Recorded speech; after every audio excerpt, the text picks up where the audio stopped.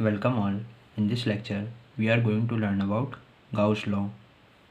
So, according to the Gauss law, the net magnetic flux associated with the closed surface is always equals to 0. So, let us assume that here is the closed surface and here is the magnetic field lines. These are the magnetic field lines that are entering into this closed surface, and these are the field lines that are exiting.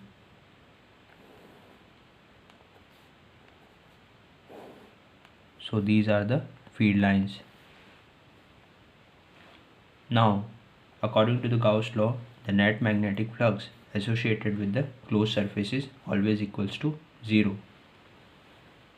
So magnetic flux, that is net magnetic flux, is equals to phi out minus phi in. Since in this closed surface the number of field lines that are entering in this closed surface is equals to the number of field lines that are coming out from this closed surface. That's why we can say that phi out is equals to phi in. So on substituting the values, that is phi out and phi in are equal in this equation, then we can say that phi net, that is net magnetic flux, is equals to 0, and this is nothing but Gauss law. If we write the Gauss law in the mathematical form, then we can write it as phi b, that is magnetic flux, is equals to integration over closed surface